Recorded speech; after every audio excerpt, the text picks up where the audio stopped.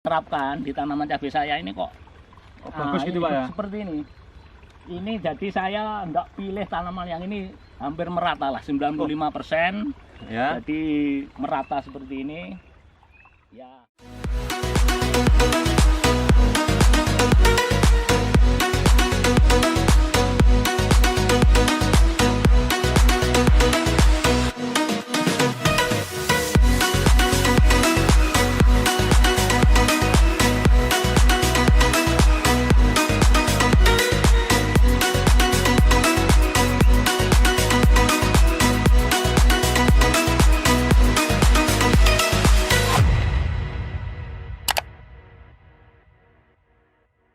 Saat itu kita penanganannya kita kembali sistem pemerintah menangani COVID-19 juga begitu.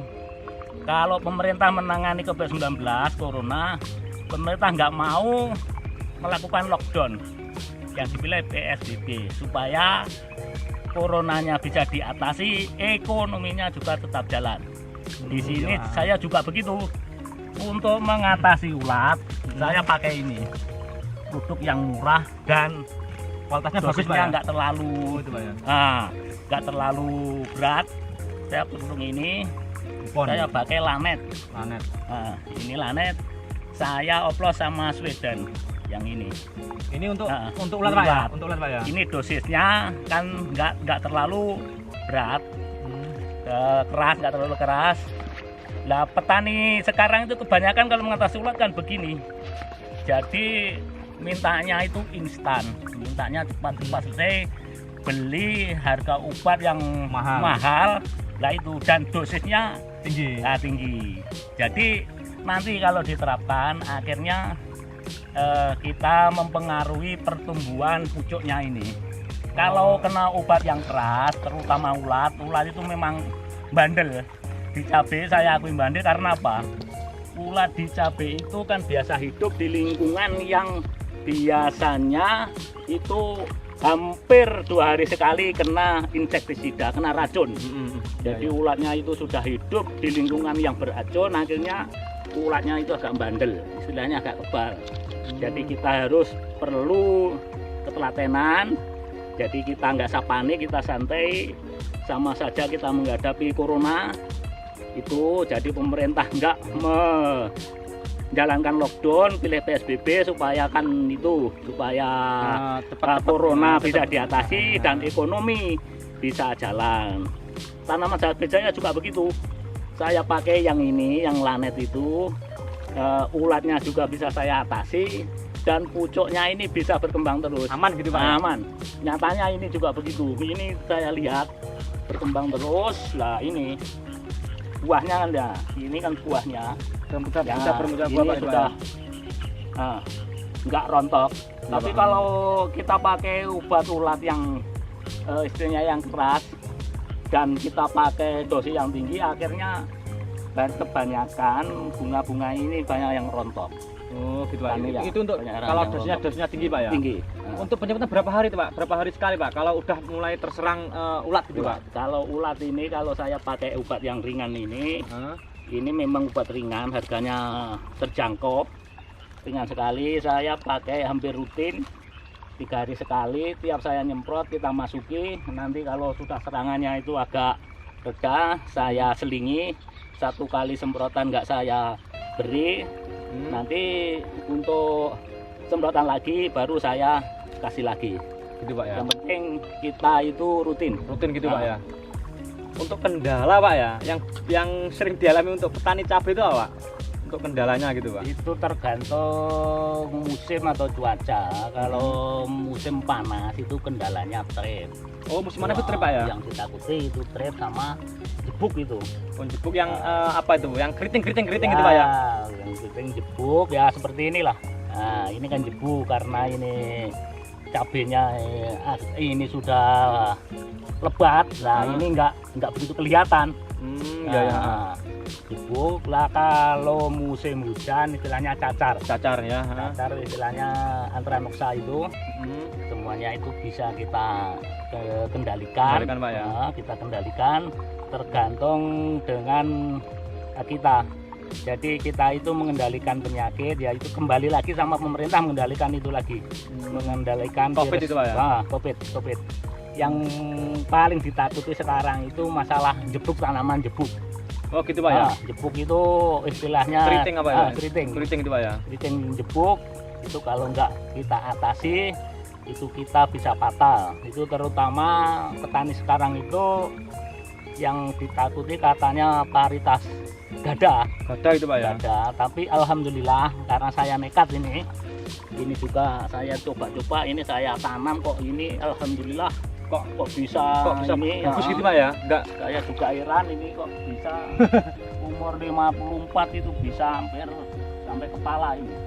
Nah, Ini saya prediksi umur 65 itu bisa sampai saya bisa di atas kepala ya? Nah ini teman-teman bisa lihat. Ini saya berdiri di kelihatan. biasanya kalau saya sering lihat di sawah gitu Pak ya. Cabutnya biasanya sampai segini aja Pak? Ya. Biasanya umumnya segini Pak ya? Itu tergantung ya, itulah kita kembali ke Perawatan gitu Pak ya? Pemupukan juga enggak kita jangan lupa lagi selain pupuk dan obat, saya juga memakai nutrisi lah. Oh ini nutrisi Pak ya? Untuk petani yang hidroponik. Sekarang ini yang digencarkan nutrisi. Jadi tanaman cabai juga butuh nutrisi, nutrisi. Jadi saya pakai ini. Ini nutrisi instan lah. Sama dengan kalau petani-petani hidroponik sudah paham istilah nutrisi. Jadi ini saya terapkan untuk tanaman cabai saya. Di samping bisa untuk pertumbuhan sangat bagus, juga bisa menekan obat-obat yang lain. Kalau saya pakai ini, jadi untuk istilahnya obat-obat yang untuk pertumbuhan itu saya kurangi. Ya. Ini harganya sangat murah sekali ini. Oh ini dari Merauke Pak ya? Ini dari Merauke. Saya ini pakai boron, terus magnesium dan KSM. Satu bungkus ini cuma 20.000, jadi satu paket ini cuma 60.000. Oh jadi per bungkus ini 20.000 Pak ya? Jadi ini 20.000. Ini istilahnya nutrisi nih Pak ya? Nutrisi. Oh ini boron Pak ya? Iya. Boron ini sebenarnya gunanya untuk apa Pak? Boron ini Pak? Itu kalau saya itu kurang terlalu paham, tapi saya mempelajari kok tumbuhan cabai itu perlu. Jadi boron itu Pak ya? Itu menurut saya mungkin lah itu jadi sisa-sisa pupuk yang ada di tanaman yang tidak bisa terserap. Akhirnya ini untuk memudahkan tanaman itu menyerap sisa-sisa dari pupuk itu tadi. Mungkin itu karena saya kan istilahnya belum tahu persis. Nah ini jadi, kan itu Pak ya? Tapi kok saya terapkan di tanaman cabai saya ini kok bagus gitu Pak ya? Seperti ini. Ini jadi saya enggak pilih tanaman yang ini hampir merata lah 95%. Ya. Jadi merata seperti ini.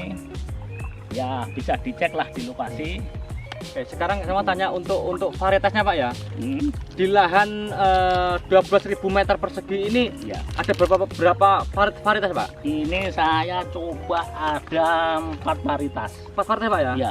Dari produk apa? Panah merah apa Pak? Ya ada yang panah merah, ada yang apa tuh Bang? Saya pakai yang ini gada. Sebelahnya sini itu saya tanami elegan. Terus yang di sana yang masih umurnya sekitar 30-an itu saya pakai baja itu Pak ya? Saya pakai baja sama itu loh yang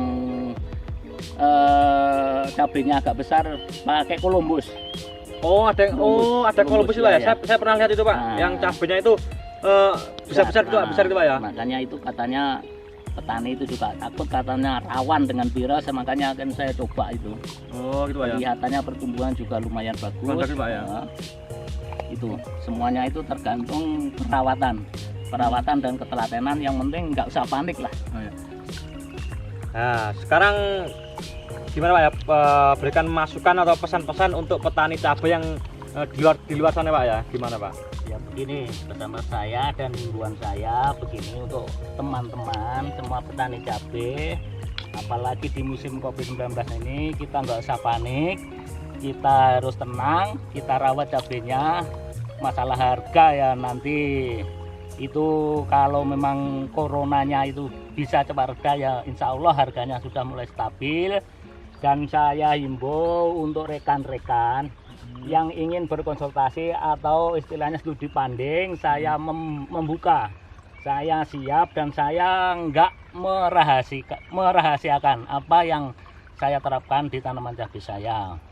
Ini kan begini, biasanya petani cabai itu obatnya dirahasiakan, pupuknya dirahasiakan, tapi kalau saya terbuka Pak ya. siapa saja siap, saya siap berkonsultasi. Dan mungkin dari teman-teman ada yang lebih baik dari tanaman saya juga ingin sekolah dan belajar supaya tanaman cabai saya itu lebih baik lagi. Intinya kita belajar bersama lah Pak ya.